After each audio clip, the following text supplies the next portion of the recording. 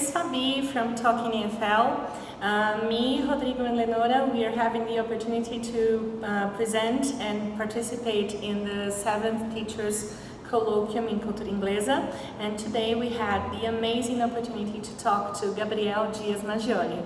Hope you enjoy it.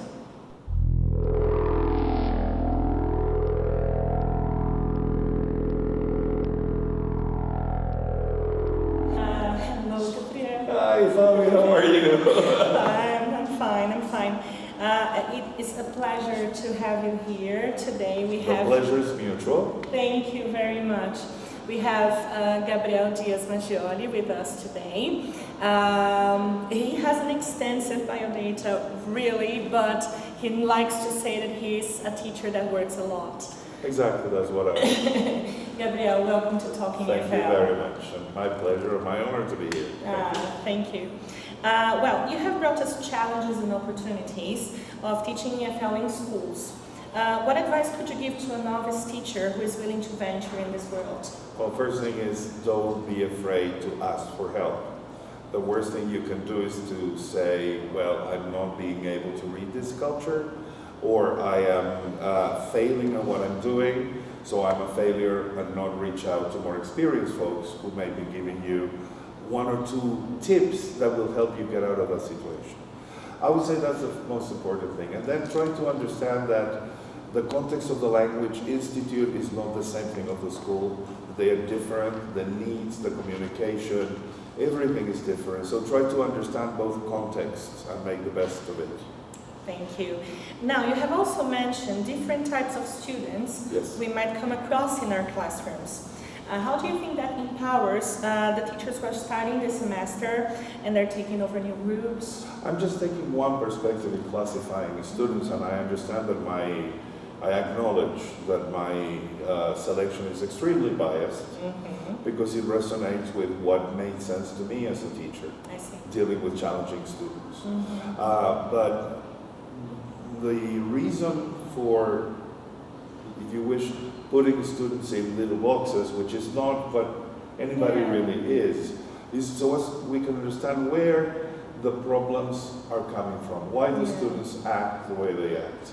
I think that a guiding belief that we need to adopt as teachers is that when we say this student is lazy, no, it's not the student is lazy, but the student acts in a lazy way because of our unmet need. And if we begin to read reality from that perspective and try to inquire into what is the need that is unfulfilled that makes this person adopt this position as lazy, a bully, aggressive, anxious, we can understand why those things happen and we can provide solutions. That's awesome, and it gives us a starting point as well. Absolutely. Yeah, that's a great thing. That is a starting point. Because I was sharing with you yesterday challenges that I'm facing with my own student teachers, adults who are going to be professionals, and even with master's level students. So it's a never-ending process. Yes. Now, you mentioned a book also called Lessons Learned, First Steps Towards Reflective Teaching in ELT, written by you and Leslie Painter-Farrell. Could you tell us a bit about it? Yeah, that was a book that came out of frustration, literally, when I was I was the director of the MA in TESOL at the new school in New York. And I taught the methods courses, Leslie taught the practical course, and we felt that the reflective element was not captured by the courses and the materials. So we started experimenting with things in the classroom. One day we sat down and we just went like, you know what I did? I did this and this worked. And he said, oh, that's a great idea. Why don't we complement it with this other thing?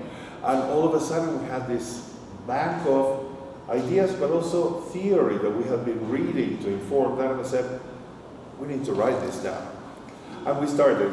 So the book is a methodology book, unlike any other methodology book, because it doesn't compete with what is in the market. What we wrote is a course book on methodology. And every chapter has its own structure, has the same structure, but it starts with, for example, a little anecdote or a story a metaphor for the topic of the chapter. I see.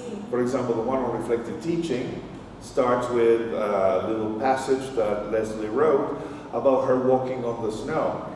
And then looking back at what she had, the steps she had taken, I mean, able to see that what she thought was a straight path was actually a little crooked, right? So we give those things, then we went and we interviewed teachers and students of English around the world about the different topics, teaching language, teaching reading, teaching writing, you name it. And we have a section which is teacher say, student say. I see. And then of course we offer theory. We offer like mini summaries. No, not mini summaries. It's very well documented from the point of view of research. But it's things that immediately connect to the classroom. Mm-hmm. And every chapter has a portfolio, assessment task, an observation task to be done in an English classroom, and a reflective journal task. But throughout the chapter, we give tools for reflection. I see. So if you use this as a course book of methodology, it can be supplemented with other books. And basically, you have a guide on how to teach teachers. That's amazing, really.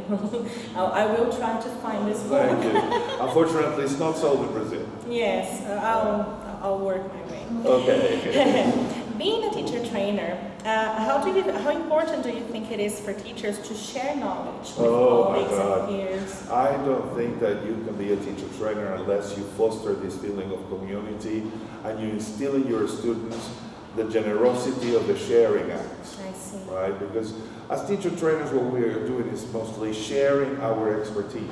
And the expertise comes from having spent hours and hours and hours in the classroom, interacting with students, in schools interacting with colleagues. And the truth is, we can say that we can close the door to our classroom and we can do whatever we want inside the classroom. We have one of the most independent professions, but also it's the most isolationist. So we know that unless we do something with colleagues, we can fall into a rut and just end up doing the same thing over and over again and never growing in the profession. I see, I see. It's that idea of being a teacher for 26 years. Or it's having 26 years of experience or having 1 year's experience 26 times. Yes, right? yes, that's really good.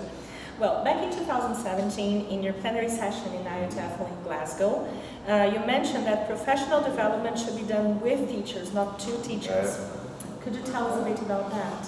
For many, many years, in all professions, not just ours, it's what we were discussing this morning. Somebody decides, hey, we are bringing somebody from the UK or from the States. Oh, let's organize an in-service training, right? And everybody gets the same thing. And maybe to me, who I'm a new teacher, oh, this opens up the world and it's very interesting. But you have been teaching for a long time and you're a mentor. So one of your colleagues said it today, right? Sometimes it's so close to our reality that it doesn't add. And at other times it's so far from our reality that we cannot implement it. Yes. So when you work with your colleagues, you are in the zone. Yeah. You are working on your needs, in your context, within your culture. So professional development, in my humble opinion, has to be decided by the teachers and not the administrators. Yes. The agenda has to be set by the needs of the teacher, right?